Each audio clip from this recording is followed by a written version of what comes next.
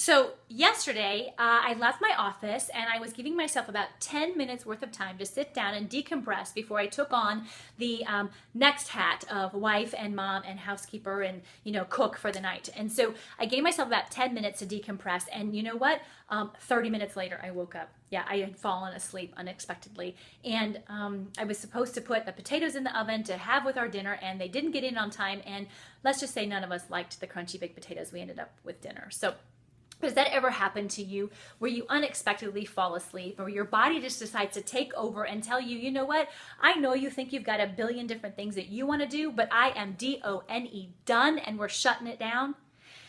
Yeah, we get there, don't we? We push and push and push until our body says enough and shuts down on us, sometimes even in illness, not just in falling asleep unexpectedly.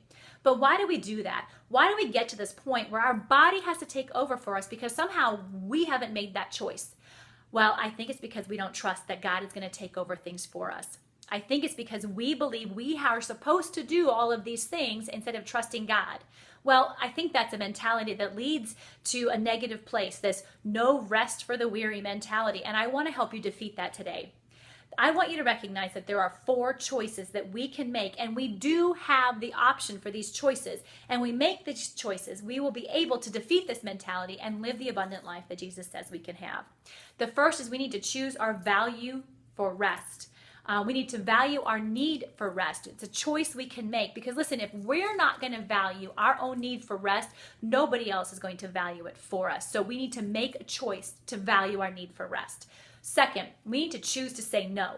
It's hard. I get it. We don't want to disappoint people, but if you continually say yes to everything in your life, you're going to preclude the idea that you can get some rest. And if you don't get some rest, what happens? It's sometimes worse than just falling asleep, isn't it? We lose our temper, we get angry, we get bitter, we get resentful, we forget things.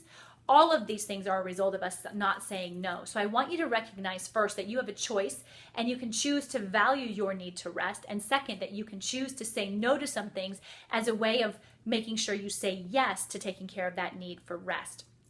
Third, choose to fill your time with what fills you. Sometimes we don't know how to say no because we don't really know that what we have instead is valuable. But we're going to choose to value our need for rest. We're going to choose to say no. So now we need to fill those times with what fills us. It may be that you need to go to bed an hour early. It may be that you need to get a nap in the day. But it could also mean that you need to take a walk outside because that's what's going to fill you or energize you to keep you going. It could be that you turn on some music to listen to that fills you up and re-energizes you.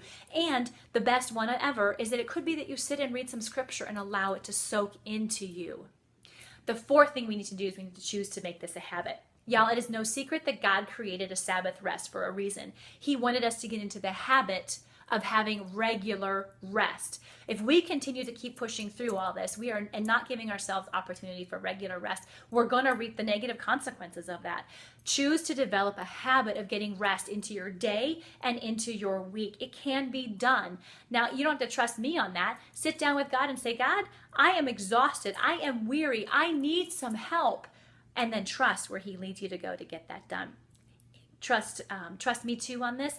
The Bible speaks very clearly about that. And below in this blog, I have the scripture that I'm referencing here. So I want you to read that. I want you to recognize that God really does want you to rest, and he can be trusted to give it to you in the way that he knows is best. This week, I'm also including 3 different tips for you. One is based on a home management, one is time management, and then one is a recipe to help you make some space in your day for some rest. So that's our little connection for this week. If you have any questions, please send me an email. I would love to hear from you. Thank you so much, and I hope you have a great day. Bye.